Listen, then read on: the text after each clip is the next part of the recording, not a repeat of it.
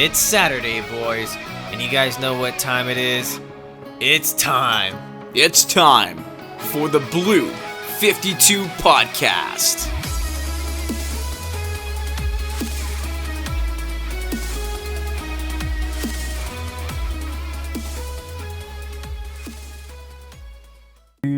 One. What's up, everybody? Thanks for tuning in to our very first video version of our podcast, the Blue 52 Podcast. We're not going to go into a lot of details as to why we stopped doing the podcast, but we've done some revisions and we've done some tweaks, and we are now partnering with my really good friend Will Gonzalez, who owns You and Me Photo Booth as well as Tulare Photography. And we're going to be bringing you some video content. So let's just get right into the episode. We're going to be talking about Super Bowl 54, as well as some of the awards that were handed out at the National Football League Honors. This was the 9th annual of the NFL Honors. Kind of some things I agree with, kind of some things I really don't. But if you guys have your preference as to who was the MVP, who was the Defensive Player of the Year, Rookie of the Year, and whatnot, drop them down in the comments below. And I think that would be a really cool way for us to interact with you guys. So let us know who you guys think should have won these awards. I guess we'll just hit with the meat and potatoes of it. Baltimore Ravens quarterback Lamar Jackson, most valuable player. How do you feel about that, dude? He had a really good season. He did. I see why they gave it to him. Yeah. He would have been my pick. No? No, I don't think so. No. So in your world, right, and you check out the entire season, who do you think should have won the MVP? I like Patrick Mahomes. He's definitely up there, right? He's definitely up there. And I think who else played? Derrick Henry. Yeah. Yeah, I think he was a sleeper. Yes. I think just because he didn't do enough probably in the beginning of the season, but he had a killer end of the season. It's like from the middle of the season, right. Just to touch on the point that you made, from the middle of the season to the end of the season, you couldn't stop hearing about Derrick Henry. Exactly. And that rushing attack. Exactly. It was insane. Yeah. I think he would have been nice to see it maybe, but Offensive Player of the Year maybe. I don't know. But yeah. All right. Yeah. Well, Lamar Jackson was the MVP. I'm with Joe on this. I totally agree that as much as I've doubted him and knocked him quite a bit, Patrick Mahomes was great. He did an amazing job. Obviously, unless you're sleeping under a rock, this isn't a spoiler. They won the Super Bowl, and of course he overcame another double-digit deficit, which I believe he did all 3 playoff games. Yeah, I don't think he did it. The last game, no, not in the Super Bowl. You don't think so? No, I don't think he did it. It was the team. There were some clutch passes that he made, though. There were some horrible passes that he made, though. There was. He threw 2 interceptions. Right. But when he needed to make them, 5 balls thrown at the ground. But when he needed to it was a team effort. I don't think it was him. I don't agree. But anyway, Lamar Jackson, I've also gave him a lot of flack. I really thought he was going to be a bust. He had a really good season. He had a really good season. Mediocre playoff season. Yeah. But to be fair, here's what I've said too. In regards to the momentum going into playoffs, right? Right. The Tennessee Titans, they opened it up and they played the Patriots, right? And the Patriots were, again, unless you live under a rock, they're the juggernaut, right? So they knock out the juggernaut the very first round. Yeah. So how can you not ride this high in your head oh my gosh, we just knocked them out. That's true. Who can't we beat? That's true. Right? So at that point, it's kind of like momentum riding. And then they meet the Ravens. And then at that point, everybody's really they have no chance. Right. Lamar Jackson's just going to torch them. There's going to be no way. And then all of a sudden, Derrick Henry says, you're going to put a ball, I'm going to break it down. Yeah. And he just beats him with his legs, gets the first downs. And how can we not talk about Ryan Tannehill, right? Yeah. Nowhere. He was nobody, right? He was falling off the wagon in Miami, comes in to Tennessee as a backup, and then all of a sudden he has this magical season. Yeah. Cut short, obviously. It would have been cool to see him go to the Super Bowl, but oh my gosh, what a hell of a season, right? Yeah. Super cool. The Rookie of the Year. He won the Comeback Player of the Year. What's that? He won Comeback Player of the Year? No, he didn't. Tannehill. Yeah, AP Comeback Player of the Year, Tennessee Titans, Ryan Tannehill. Super cool. So you agree with that one? I do. Yeah. I do, absolutely. Because of where he was, right? What about Jimmy G? Jimmy G. This is a good one, right? This Yeah. is a good debate. Yes. You have two really good players at the same position. Jimmy G coming off a horrible injury that made him miss an entire season. I think his name had to be in the running. Like, Yeah. it has to be. Yeah. And when you're talking about, like, narrow margins, I mean, you're coming from a season where you had everything taken away from you because of injury. Right. And now you're in a season in which you're going to the Super Bowl. Yeah. Right? How can that not be the definition of comeback, right? But I think what gives Ryan Tannehill just a little bit of an edge is the fact that from Jimmy G, from the time he was traded to San Francisco, it's expected of him. Like, you're going to come here, you're going to win games, you're going to get us in the position where we need to be to win the Super Bowl. Yeah. Okay. Ryan Tannehill He was a just backup quarterback. Right. You're right. Yeah. Yeah, he was a backup guy. That Marcus makes sense. Mariota. That's a good point. Right, so he's down here. Jimmy G's up here all season, and then Supposed to be, slowly, right. as the Tannehill's season comes creeping. along, starts taking over Mariota's job, and he's just getting better and better and better every week. Yeah. I mean, Ryan Tannehill gets the narrow margin, but Jimmy G's a close second, and I think just because of that situation, Yeah. that's Makes why sense. Tannehill's up there. Rookie of the Year, San Francisco defensive end Nick Bosa, Yes. monster. Yeah, that guy's awesome. Monster. Holy crap. Like, this guy's play as a rookie is insane. Well, his brother's really amazing as well. Like, Right. he plays for the San Diego Chargers, but Nick did amazing. And Yeah. that front four of San Francisco, I don't care who you are. I don't care. I'm a Dallas Cowboys fan. He's a Dallas Cowboys fan. I don't care who you are, what team you root for. That is a disgusting front four. Like, Yeah. they are nasty. Yeah. It felt like every play is a blitz, but literally it's not. No, They're just getting getting pressure, Yeah. and they're bulldozing people. If I'm not mistaken, I think two of their defensive linemen are from Oregon. I would have to double check it, but I think they come from Oregon, and I always write Oregon off as like, oh, they're just a play fast system. You know, they play in the Pac-12. How dangerous can they be? They're not Alabama size. Those guys are monsters, bulldozers. They're still good, So I agree with that. Would you agree with Nick? Yes. All right, so just jumping around here, the AP Defensive Player of the Year, cornerback Stephon Gilmore. I agree with that. Stephon Gilmore, since he's been with New England, has been absolutely insane. So no arguments from me. Offensive Rookie of the Year, Arizona Cardinals quarterback Kyler Murray. I don't like that. Who I- you picked? For Offensive Rookie of the Year, Yeah. I don't know.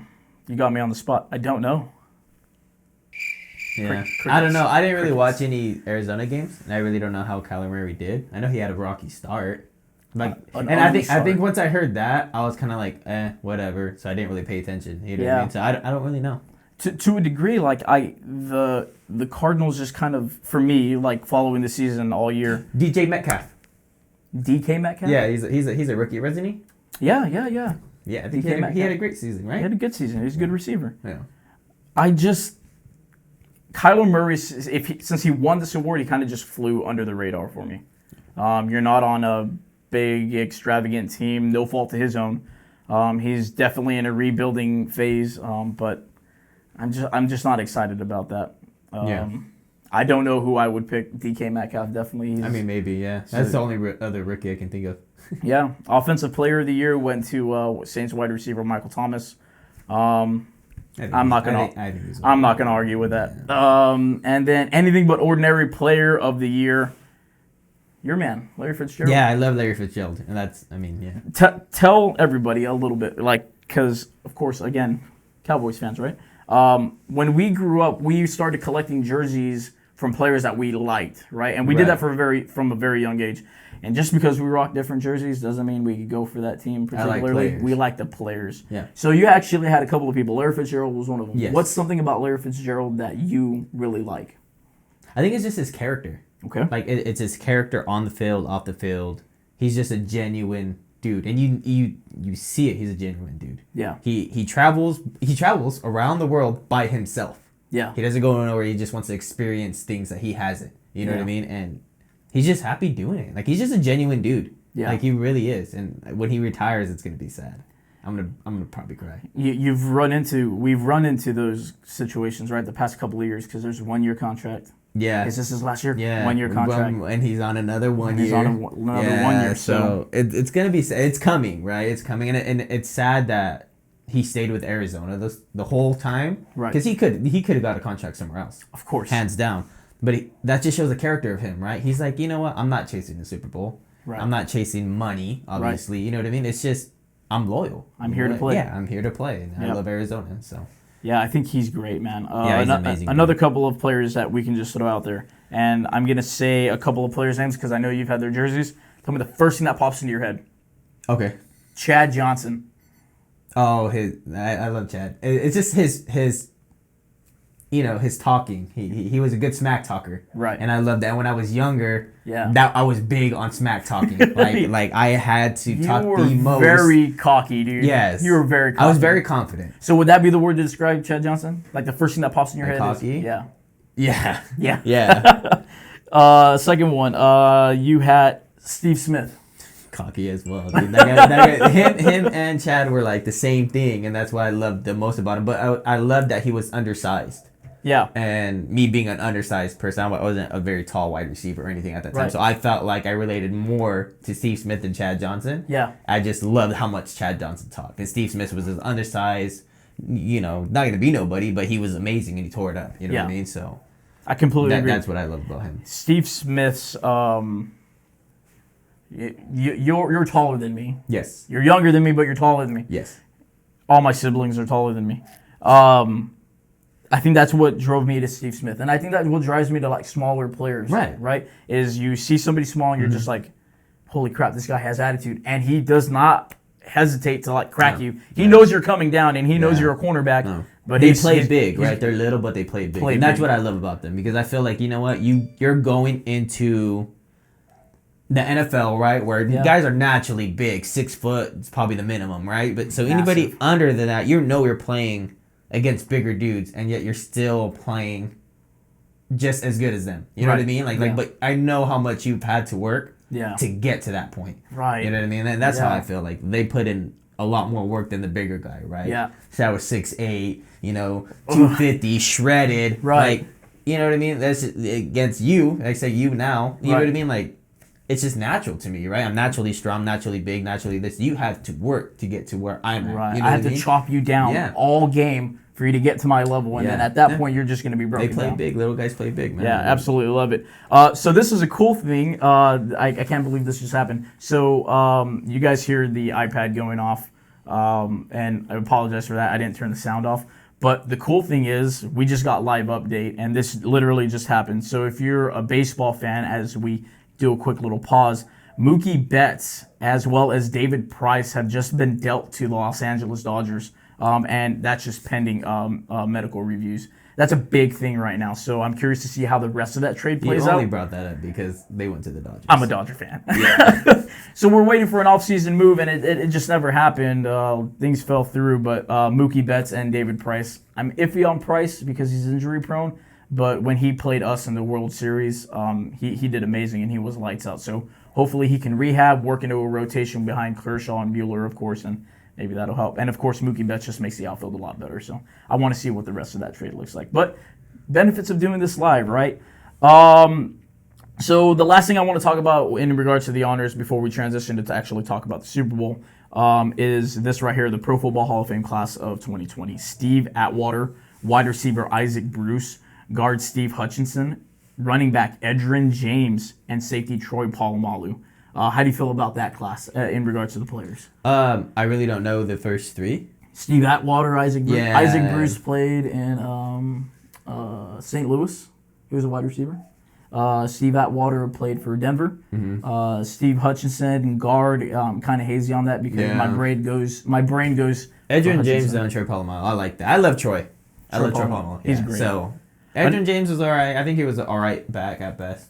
He was good. I think he did really good in the Colts days, and then he obviously transitioned to Arizona. And he did have a good I think he's good. Yeah. I think he's good. Troy Polamalu is my boy. Mm-hmm. I'm a USC Trojan fan. We went to see USC versus UCLA last year, and Troy Polamalu was there receiving an award in a ceremony, and it was really cool. He was literally like 12 rows in front of me. It was so cool. Like I nerded out. He's awesome, dude. He's genuine too. That'd probably be the only Steeler that I get that excited about ever, just because that guy is insane. And I love Pat McAfee's story about Troy Polamalu. Yeah. So if you guys haven't seen that, I'm not going to give it away, but definitely go on YouTube and type in Pat McAfee, Troy Polamalu story. If you want to laugh, it's the best thing for a laugh.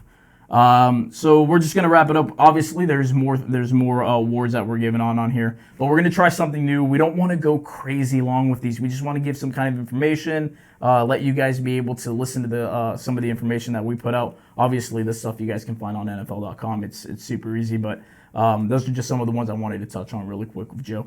We're going to dive into the Super Bowl, Super Bowl 54. I would have never guessed it. I'm a sucker for trying to piece together like little historical pieces, and obviously this is the 100th year anniversary of the NFL. And then it's been 50 years since Kansas City went to the Super Bowl. So I'm looking at little things like that, and then I also think like how great would it have been for the San Francisco 49ers to lose to the Green Bay Packers. So we have a Chiefs-Packers Super Bowl again, just like the first World Championship, which is now Super Bowl I. So I was really hoping for that, just to see some kind of historical thing, but of course it's history nonetheless, because if San Francisco would have won, they joined the list of 6 Super Bowls, right? Right. So just getting right into it, Andy Reid, this was pretty cool. I don't know if you saw this, but Andy Reid won his 222nd game and won his first Super Bowl on February 2nd, 2020. Yeah. Like the twos were just like rolling in there for Andy Reid. And that was his second Super Bowl appearance. It's great. Well, third if you want to count the time he was a coordinator, but that doesn't count. Head coach. Coaching, right? We count head coaches. Some of the losses that kind of made me worried in regards to this game. Why worried, right? Because I picked the Kansas City Chiefs to win the Super Bowl. Did you have a preference? Or did you pick anybody to win the Super Bowl? Not really. To me, I said it was going to be a coin toss. Coin toss. Right. Yeah. With the San Francisco defense, I feel like that was really favored because they never. But I felt like they haven't went up against the offense like KC, so I felt like it was going to be a really good game. You know what I mean? And I honestly felt like if KC got down early, like they did in all the other prior games, that they were going to have a hard time coming back because just that defense was nasty on San Francisco. Yeah, they were going to be very stingy. So I didn't really pick. I really didn't mind who won either way. I have friends that are Niner fans. Of course. I have a friend that is a Chiefs fan, and of course I love Andy Reid, so I would have liked to see that happen. You know what I mean? So, to me it didn't really matter. I just wanted to watch it. I hope it was a good game. Yeah. I have friends, family, my fiance, she's a 49er fan. But like I tell her and like I tell virtually every fan, like I said, I can like a player, but there's certain teams I can't root for. And San Francisco's obviously one. And that's just because of the history, right? NFC championship games in the 90s. There's that rivalry like, hey, we have 5, you have 5. Obviously irrelevant, right? Because you're always chasing the next one. But I can't root for San Francisco, even though in my gut, the feeling was like you. The defensive line was going to be great. That was going to give them a lot of problems. Yeah. And then also Jimmy G's play this year and San Francisco's ability to put up points, I too thought like you in the sense that if Kansas City gets down too soon, this is going to be a problem. Yeah. Because I felt like San Francisco would be the team that they get the lead. Yes. And they're like, hey, our defense is just going to do work. And they're going to allow that to kind of like just be that cushion. Right. Once they feel resistance, they'll push right back. Once they feel resistance, push right back. Yeah. But Kansas City was able to find holes. And, unfortunately, there's a couple of things in there that we questioned, right? Yeah. We're not being conspiracy theorists or anything like that. But it was a time where Kansas City was trailing San Francisco. And I believe they were trailing 10, right? Yeah, they're by 10. They were down by 10. And Travis Kelce catches a pass from Patrick Mahomes. Mm-hmm. And he's on the left, he's close to the left hash mark, and he's running up the numbers. And he had plenty of room to get the first down. Plenty of room. But for whatever reason, as he got close to the line, he stopped and started taking steps backwards. Like he was getting ready for the hit. Remember that? No. Okay, so what happened was it was a button hook, right? So he turned around, caught a button hook. Yes. Turned around, run upfield. Right. But then he juked back because like he was trying, because the defender was going to try to cut him off, right? And he was going to cut him off, so he was trying to do that. But as he did that, he went back like 3 yards and didn't get the first down. Yeah, I was mad. And see, that's another thing too, right? Like me and Joe were picking that apart. We're like, oh, if they lose, it's because of this. It's rigged. But we're saying that jokingly. We obviously know that he wanted to avoid the contact and try to get more. But as Dallas fans, we know sometimes when you do a little bit too much, it costs you. Yeah. And he didn't get the first down. And he didn't get the first down on that play. They got the first down the next play. Yeah. But it was that was really weird to us. I think overall, because I'm pretty sure everybody's watched the Super Bowl, I think overall it was a great Super Bowl to watch. I think it was great to see San Francisco be so dominant, literally all 4 quarters. And it came down to the last 7 minutes, right? Yeah. And there was that little bit of hesitation, like, oh my gosh, the defense is just going to lock. They're going to lock and they're not going to give anything. Right. This is where I feel like Patrick Mahomes did make the plays because he was finding stuff that really wasn't there. There's a couple of passes he did off of his back foot. He hit a wide receiver on the left side of the field, on the right side of the field. If I'm not mistaken, I believe it was Sammy Watkins. And he hit him in a pocket, just right behind Sherman and in front of the safety. It's a pocket throw. Like he nailed that throw. They were able to fight back. I think it was great. One of the guys that I think, to me, has been an amazing story this year, is the running back. I don't know if I'm saying it right, but is it Mozart or Mozart, the running back for San Francisco 49ers? That guy, when they ran the ball in the playoffs, that guy's disgusting. I know he's ran it, all year and whatnot, but me as a fan of football noticed it during the playoffs, and when San Francisco converted into stop passing it so heavy and just let the run game do its thing because nobody was stopping it. That guy is amazing. Undrafted, if I'm not mistaken. 49er fans, comment down below and correct me if I'm wrong, but I believe he's undrafted. So for him to go into a season, have the kind of season that he's had, and just completely tear it up, and if I'm not mistaken, again, I think he's a rookie. Amazing. Yeah. Amazing. He had a really good season. I think at any point this game could have gone either way. When Kansas City got the ball for the coin toss, I thought that if they didn't score, it's going to be a problem. And sure enough, San Francisco gets the ball, they drive it down the field. They only get a field goal out of it. Now, I thought if they would have scored a touchdown, you start playing with different games, right? You're sorry about that, guys. Just going to turn that off. Getting a call. So what I really feel in regards to that is that if they would have scored a touchdown, that would have been great for them. You start creating a little bit more of a wedge. KC? No, it's San Francisco. Because they went down, they kicked the field goal, and it should have been a touchdown. Yeah. But overall, I think it was a fantastic game. I think it was great. I think it was good. I think if the Niners didn't get away with the run game, I think they would have won. Did you feel that it was weird that they weren't running it so much like they were like previous games? Like they were throwing it more? Well, I think they set that up, personally. You think so? Yeah, I think that was like a setup, right? So you run against Green Bay because Green Bay wasn't going to... They knew they were going to win that game, right? So they run the whole time, They were killing the clock. I think Jimmy G only threw like 10 times or something like that. Maybe 6? 8 or something. Yeah, something 6 like that. Very low number, right? Yeah. And everybody's like, oh, if the run game's running, right? Yeah. So... it showed early on. This is why I think the Niners got up so early. Is their play actions were destroying it. Yeah, because they were just anticipating that run. And honestly, I couldn't tell if they were going to run or throw the ball, or if it was play action. I think I called like 2 when we watched the game. I called like 2, but that one's going to be a play action. We were off quite a bit. So they were so good at it. You know what I mean? And I think what happened is KC scored a touchdown, and and it was like probably 17 something, right, or whatever. Yeah. And then they were like, okay, we need to do more, right? And I think they just like, okay, we're going to pass. You know what I mean? Or run on the first down and 3 and out, right? After that. And it's like, well, why?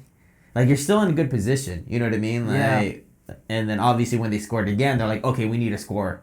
So it was like 24, whatever at that time. Yeah. Or 23, whatever. I forget this. What was it? For the score? Yeah, what was they scored? It was like 17, right? Because they were down 10, then it was like 17, and then... The Kansas City scored again. The Kansas City scored again, and I think at that point they panicked and they were like, "Okay, we need to throw." Yeah, you know what I mean. And Jimmy G had that weird toss, and I was like, "Hey, man, the game's not over. There's still like 5 minutes. You guys are in good position," type of thing. Yeah, I think if they run the ball, they win the game. See, and that's what I was thinking. I thought that I know they wanted to mix it up, which they did. Yeah. Right, that play action was insane. We missed a lot of them. Joe called 2 of them. I called maybe 1. Like I didn't know. But I feel like once they started throwing it, you can almost see, not necessarily forced throws, because Jimmy G was completing it. And every 49er fan watching this, I know you guys know this, when they're doing a what is the route where you come up and you slant in? A post? Your post. That was open all game. The backers were dancing so close to the line, and the safeties were so far back. It was there all game. Yeah. Like, that pass was completed probably 100% of the time in that game by Jimmy G because it was always there. Obviously, you can't do the same play over and over. But that was like an easy 15, 20 yards every single time. Yeah. I just felt like I felt like if they ran it more. I think if they didn't panic in the last, 6 minutes, they scored. I think if they didn't panic and played their game, they would have been fine. There was little times, though, that I saw a lot of composure with Jimmy G, like in that last little bit. But I think I'm not saying that he was affected by it, but you can just tell by the way that the game was going, it was just starting to wear down. Like, reality started to set in, like, holy crap, I'm running out of time. I'm running out of time. I'm running out of time. I think it was that pass interference call, too. In the end zone. In the end zone. Yeah, I think that really kind of what changed the tempo of the game for KC. Yeah. Let us know what you guys think about it. And let us know if you guys think that was a pen in the end zone. We're just going to go ahead and start tying everything together here and start putting the closing statements on this episode. Again, thank you guys so much for tuning in to our very first video podcast. And yeah, let's just get into it. So Super Bowl 54 is in the books. Kansas City Chiefs have defeated the San Francisco 49ers, stopping them from winning their 6th Super Bowl. Kansas City wins their 2nd. So, Joe, season's over. That's it. Done. Concluded. Before we get into the next segment, I just want to say Kobe Bryant, of course, unless you're living under a rock, passed away last Sunday in a helicopter crash. His daughter Gigi was on board. Of course, seven other people were on board too.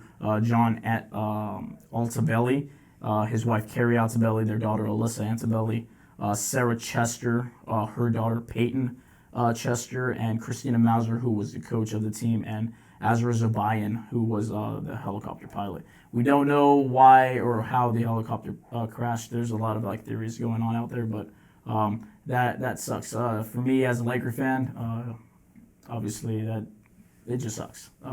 So rest in peace to all of them, and of course love and support for their families. I don't know them, nor will I probably ever meet them, but still, as a dad, that's really hard. Yeah. Of course, parents lost their kids in that. So rest in peace to Kobe and his daughter, and the 7 other people who perished in that. So going into this next segue, Joe. End of the football season, this is it. People start becoming free agents. We start thinking about next year, right? Yeah.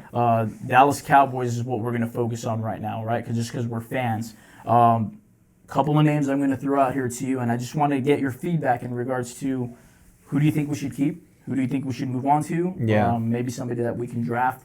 So we'll just start with a big name here. Man, he's not even – there he is. Dak Prescott. Yeah, get rid of him, dude. Really? No, I'm just playing. I mean, I don't like him as our quarterback. I really don't. Yeah. I think he's mediocre at best. He's a mediocre quarterback. Yeah. Do you think there's things that he can do to improve? Or is he there's a lot he can improve with accuracy. He can improve in his throwing motion, maybe reads. I don't think he reads very well, honestly, the field. So yeah. I don't know. I mean, he's young. He has room to grow, but I don't like him as our. I don't think he's it for the Dallas Cowboys. He's not the quarterback. Let's just say theoretically, if we're in a position that we were going to move on from Dak, and taking into consideration the people that are free agents, Tom Brady. There you go. That's who I would grab. Tom Brady, the Cowboys. I mean, we got Tom Brady has a good three years maybe. You know what I mean? But those 2 are Super Bowls. You know what I mean? That's how I feel. Yeah. So just give him a team, right? Yeah, just give him a team, and especially our team, right? Because I don't think our team was bad. No, I don't think it is. They played worse than they really were. Yeah. You know what I mean? And it showed. And I mean, it could have been coaching, right? It could have been just the vibes and everything. Do you feel it was coaching? Yeah. Do you think a lot has to do with Jason Garrett? Yeah. I don't know. I just think he was a strict coach.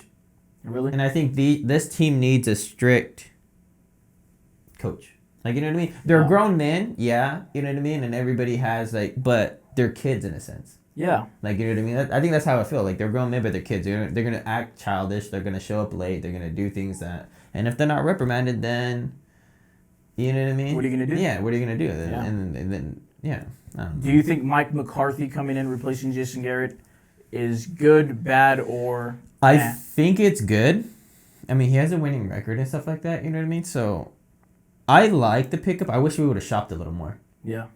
I think there was better coaches out there that we could have shopped for. You know, a couple college coaches, but I'm not big on college coaches. To jump right away into the NFL. There's a few that could do it. Yeah. And I don't know. You know what I mean? It's kind of.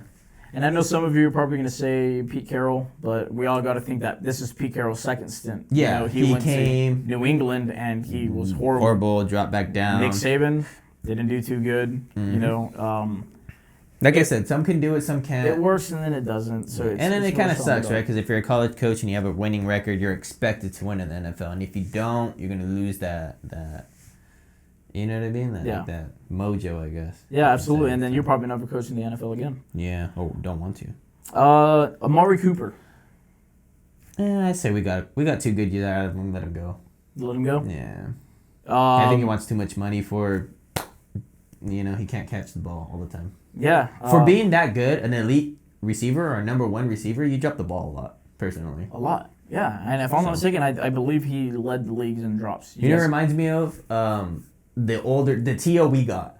You know what I mean? Drop passes. The T.O. just that hair past his prime. Mm-hmm. Yeah. That's just how he is. But he's younger. Yeah. And I think that really pissed us off a lot, right? When wide receivers drop the ball. Because we have that rule, right? Yeah, touch your hands, catch it. Yeah. Patrick Creighton. When I say that name, what sticks in your head? Like, does anything come out? He was good, and then he dropped that one pass in the playoffs. Yeah, and then that was it downhill for him. I hated. It's like Mike Vanderjack. Remember? He was the best kicker next to David Akers. And then we get him, and then he was trash. Golly, I totally forgot it. I could have gone the rest of my life without ever. No, I remember that all the time, dude, because I loved him. All right, so we're gonna get into some interesting ones. Byron Jones. Our secondary wasn't very good. I say we let him go. He was originally drafted to be a safety, converted to corner, and a lot of Cowboy fans are probably gonna say, well, he has more defended passes. Nobody throws his way. Yes. As a Cowboys fan, I'm going to say nobody throws his way because they're picking on Jordan Lewis and they're picking on Chidobe Awuzie. And why throw it towards Byron Jones? You know, he's bigger, he's more athletic, but for whatever reason, he can't turn his head around. He doesn't locate the ball. Yeah. He is physical, but when he gets beat, it's for touchdowns. And we can't give those up. So I'm all for letting him go. This one's a tough one for me, but it's common sense. Sean Lee. Yeah, let him go. Let him go last year. 2 years ago, probably. Yeah. I know he wants to stay. Make him a linebacker coach or something. I'm good with that. You know what I mean? Like, I'm good that's with what that. I'm saying. You can plug other people into different roles because Jerry Joe's a really big in-house dude. And I get that. That's cool. I don't have nothing against Sean Lee. He just can't play no more. Yeah, he can't. He's done. Yeah. He did good for filling in for LVE, Leighton Vander Esch. But he, sucks to say, but he's not the general anymore. Leighton Vander Esch is amazing and then partnered with... No. He had a good season, and then this year, I get hurt. I'm going to say Leighton Vander Esch has more interceptions than Byron Jones does. Cool. I'm good with that. I'm good with that linebacker. He stops the run. But he didn't play half the season, so... All right, that's 1 year. Byron Jones played the whole season. That's 1 year. Anyways, his second year. Robert Quinn, defensive end. I say we keep him. He didn't do too bad. He did good. He did better than freaking. That's what I'm saying. Lawrence. I think he's a good threat. Yeah. 1 year though, like a 1 year deal. Yeah. Taking into consideration that though, because obviously I've looked at stuff and I'm okay with letting him go because Vic Beasley, right, edge rusher from the Falcons. Falcons aren't going to renew it, so I'm thinking Dallas should look at him. Also, Bud Dupree, who's the edge rusher for Pittsburgh Steelers. I think that's another good, solid pickup. Robert Quinn's 30. You know, it's not old. Yeah, but if we can get those guys, cut Quinn. 26. If we're not gonna go after those guys, keep Quinn. You know what I mean? Yeah. That's how I see it. Just kind of test the market there. And last but not least, Jason Witten. Yeah, let him go, dude. Let him go. Never let him come back and play. Yeah. Does it bother you when players leave your team and they go to a rival. And the reason why I bring this up is because it's happened a lot to Dallas, and Jason Garrett obviously wants to go be the offensive coordinator for the Giants. Yeah. So if Jason Witten were to leave and he were to go to the Giants, how do you feel about that? I would never wear his jersey again. Like, would you like? I don't care that. I mean, it's a business move. You got to make your money. Like, I understand all that. Yeah. You know what I mean? Like, so it's that's who's offering you a job. That's who's offering you a job. But then going back to the Larry Fitzgerald, right? Yeah. Loyalty, Yeah. right? Maybe if this team doesn't want you anymore, we're not saying that you don't have it. But say Larry Fitzgerald retires with the the Cardinals, right? Yeah. And then he goes and coaches wide receivers for another team. You're gonna say that's not loyalty? Yeah, that's like true. you know what I mean. At that point, it's like the guy played his career with Dallas, right? So Jason Witten, obviously he can't. I think if he can't be an announcer because he wasn't very good. You know what I mean? So I think if a player jumps to coaching, I'm not docking him. He just wasn't. You know, I think he knows that. So. Yeah, he wasn't a good talker though, and like you said, he knows that. You know, you've got people like Tony Romo who are blowing the game away. He feels he needs to make money, so I mean, if he needs to go to another team, that's who's offering him a job. Why not? You know what I mean? I completely agree. I think it's a business thing. Yeah. But if you're in your prime or like you're in that like state to where like if Jason Witten would have been like, I'm gonna go play 1 year with the Giants and then come back to Dallas to retire, I'm gonna been like, you're a douche. Yeah. Like at that point, yeah, because you're a douche because you could have just retired with us. Yeah, you just did that to kind of stick it. Like, hey, I got one more year, and then it was a trash season. Yeah. And Emmitt Smith. It's like the Emmitt Smith thing. Yeah. See, and I love Emmitt Smith, right? But like he knows, like he's not my favorite Cowboy. I don't care. He's the all-time leading rusher. Mm-hmm. You put a different uniform on, man, and in a way that's kind of like you did that with us. Like you are the all-time leading rusher in NFL history. Yeah. You beat Sweetness. Just because you wanted to play 1 more year. 2 more. Oh, and you whatever. trash. Yeah, you know what I mean? Yeah. I think at that Aikman, Irvin, Starbuck. They all got hurt. They couldn't play anymore. Yeah, but they stayed. They couldn't play anymore. No, remember, I don't know if you know this, but Troy Aikman got a call from the Dolphins and the Eagles to go play. Like after he retired. Yeah, but he was beat up though. Yeah, but he was ready to go to Miami, but Miami ended up signing a different quarterback, so he's like, okay, I'm done. I'm closing my doors. Yeah. So. All right, man. Well, this is going to conclude it for us for this very first episode of a video version of the Blue 52 podcast. Guys, thank you so much for tuning in. Any kind of critiques, I really don't care, honestly. You're not going to hurt my feelings. But let us know down in the comments below what you thought about the episode. You're going to hurt mine. It's okay, dude. I'll be here for you. Let us know in the comments down below what you guys thought about us, and give us some feedback. Let us know what kind of players you're interested in free agency, who you guys are thinking about the draft, and what ways can your team get better next year to be in the same position that the Chiefs and the Niners were. Signing off, I'm Leo. And I'm Joe. And this has been the first video episode of the Blue 52 podcast. Catch you guys later.